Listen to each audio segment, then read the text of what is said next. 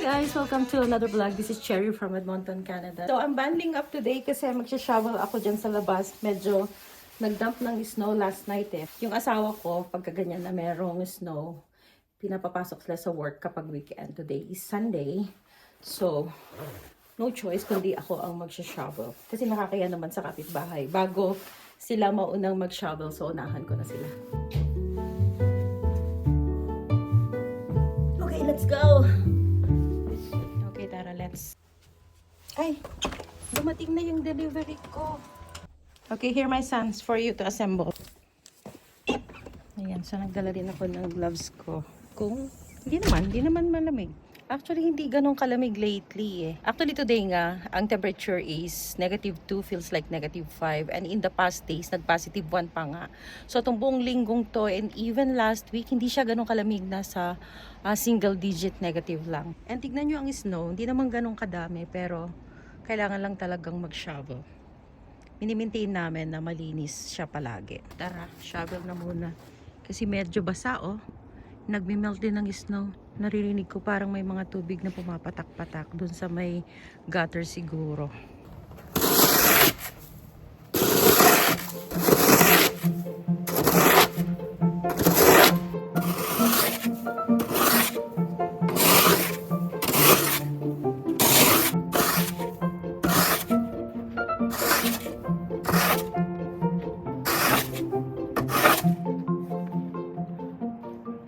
Actually, if you think of it, kasi today is January 12, so nasa mid na kami ng January, and supposedly January is the peak time of winter here in Canada.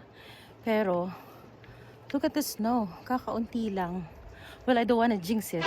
Who doesn't like the lesser snow, diba? Pero, yun ang napapansin ko dito sa Edmonton lately. We've been living here for 7 years already, pero habang dumadaan yung panahon, parang pamild yung winter. Well, last year, it was El Nino winter, so expected na talagang so much lesser yung snow last year. Pero now, ang sabi nga before was, it's expected na La Nina winter this year. Pero apparently, one time pa lang yung malakas na snow, and very mild lang siya. So, minsan nag-change lang yung temperature. Merong week na single digit, negative. Then susunod na week, double digit na -20-ish, mga ganun lang. So far, simula nung nag-winter, wala pa akong maalalang nag-dip siya ng -39, -40, ganyan.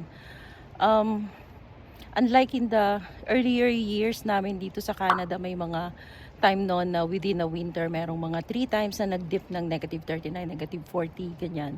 Yun lang yung observation ko lately. So actually, I should be happy na mild yung winter. Well, gusto ko naman talaga ng warmer weather, no? But then again, on the other side, ang worry ko nga dyan is kapag yung ganitong walang snow, tapos maagang magme-melt ang snow during spring. So, ang worry na naman natin is yung wildfire, which is nakakatakot din. Although nasa city naman tayo, malayo naman tayo sa mga kabundukan, but then it's still scary. Tignan nyo, parang iba yung snow ngayon, oh. Parang butil-butil.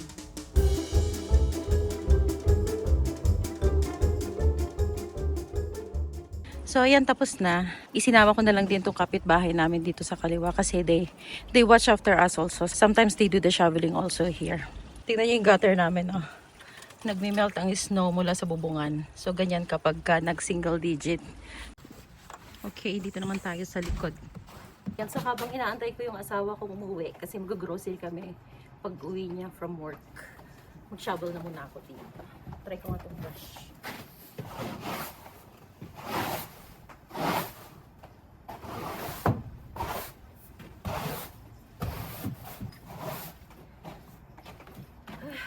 Dito sa deck, itong brush ang gustong-gusto ko pinanglilinis, kaya lang, tingnan nyo, medyo mabigat yung snow kasi basa. Madali lang maglinis sa deck kasi tutulak mo lang. Today, medyo mabigat siya kasi hindi siya yung fluffy na snow eh.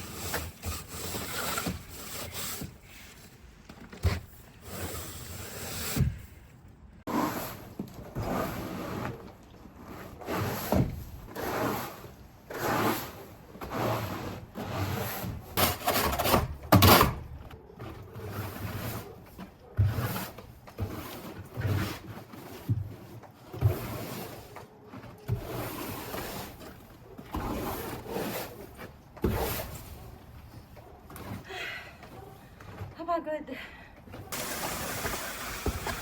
Yeah. Hindi kaya. Okay, so last na. Itong part na to.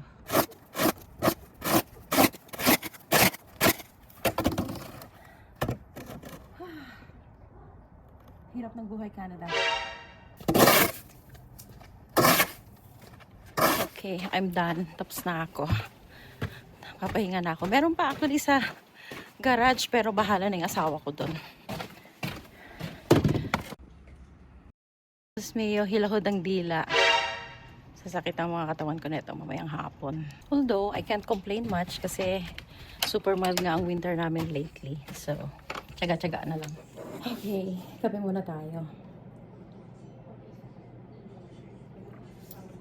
Pag ano, yung mga anak ko, tumutulong naman yan na mag-shovel actually. Kaya lang, kagigising lang nila today. Kaya ayoko silang i-drag. Tsaka, it's been a while since the last nag-shovel ako. Kasi minsan yung kapitbahay ko naman, sila nag-shovel, ganyan. Tapos minsan, kapag medyo madaming snow, inunahan ko din sila. Kasi nakakaya naman kung laging sila yung nag-shovel, diba? Tapos minsan, pag yung anak ko, pag nag-bore, yung magawa, makita ko na lang, na-shovel na. So, pasado alauna na wala pa yung asawa ko. So baka hindi na kami matuloy mag-grocery. Kasi ibig sabihin, madami silang trabaho. Kaya inabot na ng alauna. Usually mga ano lang yan eh. Pagka konti lang naman yung trabaho, usually 9 to 12 lang sila. Kaya lang alauna na. So magluluto na lang ako siguro. Kiddos, what do you like? You want ano? What's this again? Sweet and sour pork? Lunch. Okay, your choices, sweet and sour pork. And then there's this Korean fish cake. Ah, fish cake! You don't like? Yana, look. Gusto mo tong fish cake? Tikman natin. Nakikita ko lang to sa mga ano eh, mga street food sa mga Korea vlog, diba? Nakita ko, so binili ko. Paano kaya tutulutuin? Hindi ko alam. Paano ba tulutuin? Siguro boboil lang, no? Pero siguro instruction, pero hindi ko lang mabasa. And buti na lang, may mga stock kami from Costco pag ganito. Yung mga madali ang luto. At least it's easy to cook. And then, meron pa yung nabili ko sa Lucky. Isang Chinese store na sticky mango rice. Masarap to. Sarap ng mango. Melt in your mouth. Kahit hindi, syempre hindi na fresh yung mango kasi na frozen. Pero, masarap pa rin siya. Yan o. Binibili ko to sa ano, sa Lucky. Sa may 137 Avenue or 137 Street. Ah, may nagsabi sa akin na meron na rin daw newly open sa South. Hindi ko pa napuntahan yun. Madami din akong hugasin. Naganda yung aking mga hugasin. Pero, unahin muna natin ang chance. So, magluto muna tayo. Yana, can you cook rice?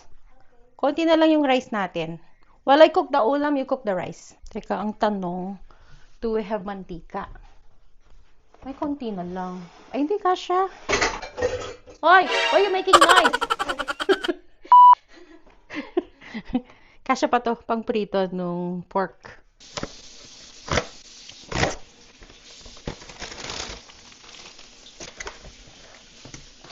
So, ito yung laman ng ano. So, ito, sweet and sour pork.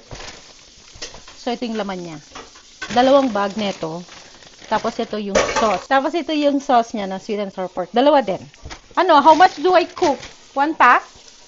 Or 2 pack? 1 pack lang. Gusto mo yung fish cake, diba? Yeah. Okay. Yung binata ko, ayaw niya ng fish cake eh. So, ito kanya. Ay, hindi. Gawin ko na lang pala. Lutuin ko ang 2. Para sa asawa ko. Kasi wala siyang ulam. Although, ayaw niya ng sweet and sour pork. Kung hindi ko na lang lalagyan ng sauce yung kanya. Kasya naman to. Yung tama lang na masubmerge yung chicken nuggets. Yan, nag-start na siya mag-boil. Yan, lulutuin lang ng batch by batch. Para mas mabilis din na mag-crispy fry. Ayan, medyo nag-brown na. Pwede na to. Parang medyo maliliit yung nuggets this time. Parang yung mga dati kong binibili, mas malalaki ah. Diyan na yung asawa ko. Yung husband's home. Mag-grocery pa ba tayo? Pagod ka na? We can still go? O, sige. Kain lang muna tayo. Anong ulam? Sweet and sour pork. Huwag ka magreklamo. Ilan meron? Gusto mo na ito? Fish cake? Pwede ka naman neto eh.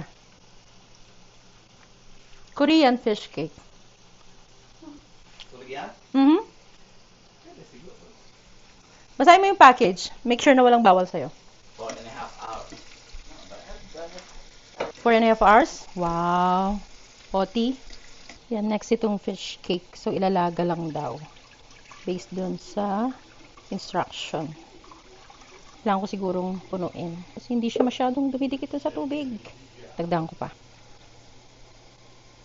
Kailang baka mag-overflow naman. Ikot-ikutin ko na lang siguro. Itong kabila, second batch. Bilis lang naman ito maluto. Kasi, luto na to. Frozen lang nila, di ba? Tapos ito may kasamang sauce. Ito, fish sauce. Okay. So, marami naman yata siyang kasamang fish sauce. So, mukhang dalawang lutuan lang pala to. Ilang piraso ba to? 10? 1 kilogram. Ayan, tapos ito daw, ilalagay daw dun sa soup while boiling. Ay! Powder pala yung sauce niya. Akala ko oil. Sabi dun sa instruction, 5 minutes lang naman daw to boil. So, hindi pa siya nagbo-boil. Let's wait until it boils before we count yung 5 minutes. Ano ba to? Ay, hindi kasya tong kaldero ko. Wala kasi akong malalaking kaldero. Eh, kasi man-apat lang naman kami. First time kong i-try ito eh. Although, bumibili ako ng mga usual na fish cake, yung mga Chinese na fish cake. Pero itong skewer mismo na to from Korea. First time. Okay, let's wait na mag-boil siya. Nag-aantay pa yung aking mga hugasin. Yan, kumukulo na siya. Sana wag mag-overflow. Kung may sobrang mantika, nilalagay ko dito sa container ng excess oil or yung mga tira-tirang oil. Tapos salain natin. Sayang. Especially pag first time use na oil. Yan. Palamig lang bago itabi doon. Mga 1 minute pa to. Okay, now time for the sweet and sour. So, ito lang, papainit lang to sa pan.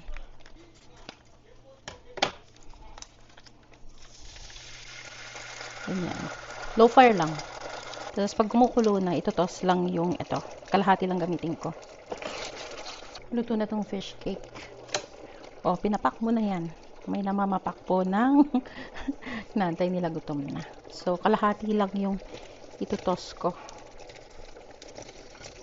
At yung tatay nila ayaw ng sweet and sour. Okay, so that's the sweet and sour pork. Then this one's the fish cake. Luto na. Yeah, can you drip some sesame oil into this, my son? Konti lang. Ganyan. All over. Okay, that's it. Thank you. Yan, kakain na daw siya. Gutom na. Kasi 2:00 na eh. Look at what my son is doing. He's plating his food. Fancy. Are you adding more? Wow. Look at that. Good? Okay. Favorite niya yan eh. Eating time. Darling, kain na.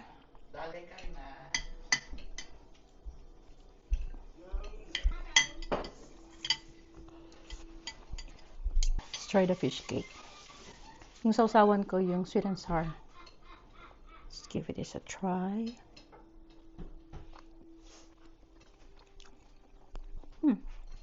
Tastes like usual fish cake. Pero hindi siya maalat.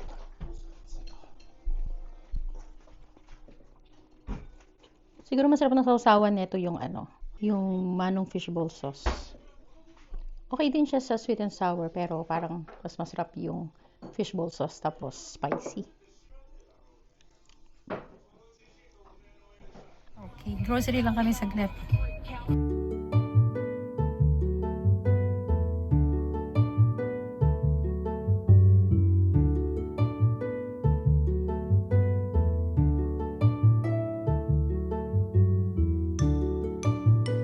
Ito yung bagong bukas ng Long Frills dito. Tapos dito lang yung Seafood City. Ayan, so dumagdag pa, dumami na yung aming grocery options. Tapos dun sa likod lang is Canadian Superstore. Slushy. Putik-putik. Ay. Okay, dito tayo sa Seafood City today. Kailangan natin ito. Yeah, isa niyan. Anong meron? Oh, yan, tilapia.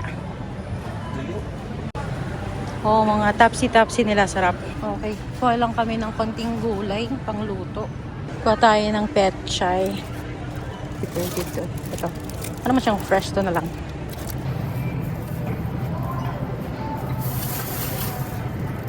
Oh, nga may islander. Tsaka ito mga bayong, oh. Pamalengke. Yan, oh, bayong. Meron na kayang biko. Di pa dito. Ay, ano yan? Tambutambong. Oh, lulutuin mo pa. Espasol. Bago yan. Pero ayoko na espasol. Yeah, Champurado, kutsinta. Bakit puro ayaw ko? wala yung biko nila, pandan. Wala na ngayon. Pandan. Wala na yung brown na biko. Yun ang matagal ko nang hinahanap. O sige, pwede na yan. Pang kape. Pwede na yan. Pandan. Ay, dito ko pala binili to. Itong fish cake na to. Tortillos. $2.99. Patayo ng ulam. Mauulam. Mga fish. Kuha nga tayo ng pata. Panglaga. Parang gusto ko nitong inartem. Kuha nga tayo. Kano siya? $5. Parang di ko bet ang fish this time. Wala ko masyadong madampot. Kakaunti pa lang yung nag-grocery namin. Pero sa bagay, halos kompleto naman so far. Yung ulam lang talaga. Kailangan lang namin bumili ng pork. Kaya kami nagpupunta dito sa Seafood City. Chicken. So, chicken and pork and vegetable. Pero pag chicken, gusto ko bumibili sa Costco eh.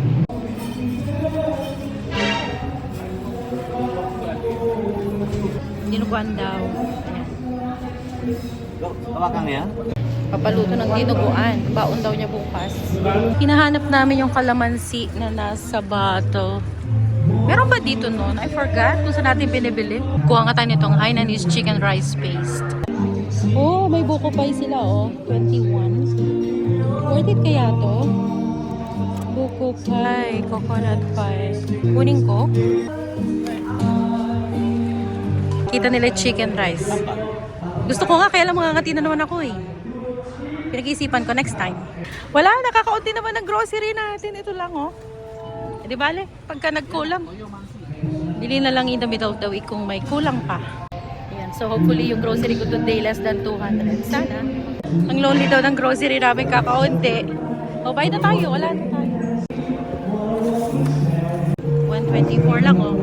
Mauna na siya at magtingin kami ng snacks dito. Yan na, may balot. Oo, ayun, balot. Gusto mo yung balot? How many? 5. Uy, wag too much, 5. Dalawa lang. Tapos ko ako ng, ano to, banana turon. Kapag ka weekend, meron silang music dito sa Seafood City. Ano po kami? 3 balot, tsaka 1 turon.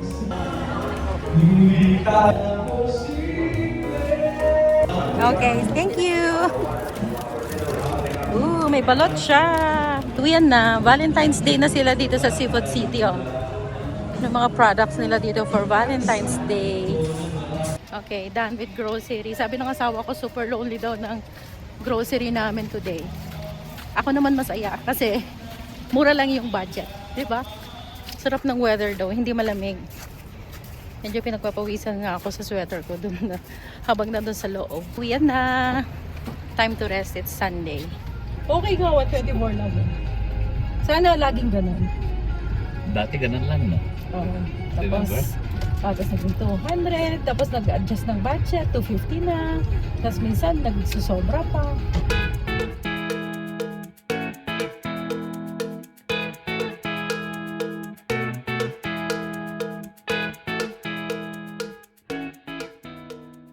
Can I have double quarter pounder meal? Medium double. Can you replace the fries into poutine? And can you add one more medium double, please?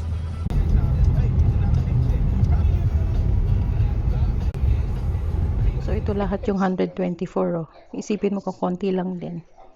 Dalawa lang yung meat namin. Magluluto ako ng dinuguan tonight. Konti nga lang yung gulay oh. Dalawa lang. Ang marami snacks. Ito, I'm excited to try this.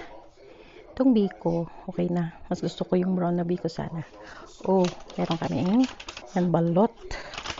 Tapos paborito ko tong turon. Sarap yan. Nakagatan na. Tapos pinalitan ko pala yung yung sili kanina. Ang kinuha ko na lang yung spiced vinegar kasi may sili din. Ang gusto ko yung suka na nababad.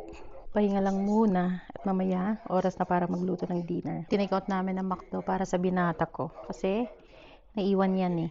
Try natin tong buko pahi. Sana masarap siya. Dati gumagawa ko nito kaya lang matrabaho to eh. Tapos magagastos ka din. So, I thought bilhin ko na lang. Hindi na ako magpakahirap. Ito siya. Ganyan. Pero syempre, iba pa rin yung homemade kasi lalo pag freshly done, tapos pag mainit pa, masarap. Although, minsan masarap din kumain ng hindi ka pagod. Natanggal yung crust niya. Okay, so ayan siya. Parang marami naman siyang buko. Okay, try natin.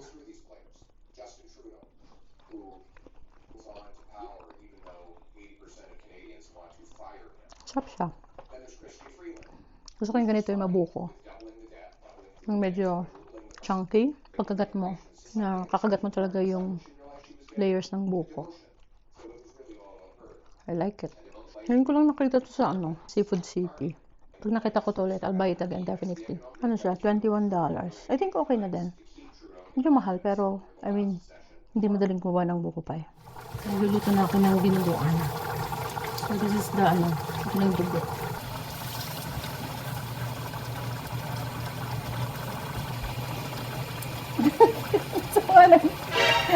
Kasi parang tingin mo. Bakit? Yung dalaga mo naman ng mag-uulam ng dinuguan. Ang bango naman itong menudo. Hindi kita binobola. Yan, gusto ko sana ng dry na dinuguan. Kaya lang yung dalaga ko. Nagre-request ng medyo may sabaw daw. Tapos, ito yung isang niluluto ko. Menudo. Kasi ang nangyari, yung nabili pala namin dugo, beef siya. So, hindi pwede sa asawa ko. So, ang ginawa ko, hinati ko na lang yung meat. Ginawa ko menudo, yung kalahati. Tapos, dinuguan pa rin yung kalahati kasi gusto ng dalaga ko.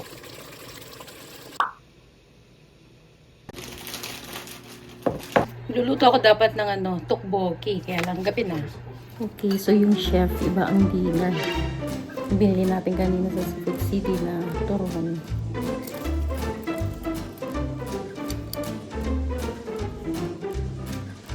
At saka, ito, balat.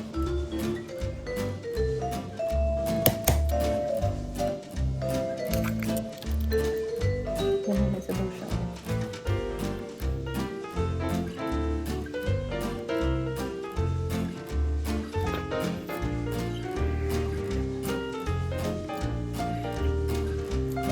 Palitan sisig. Puro dilaw.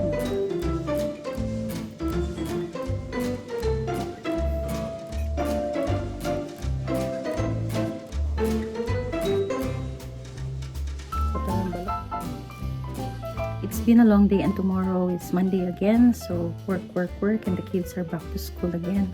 We have to rest now.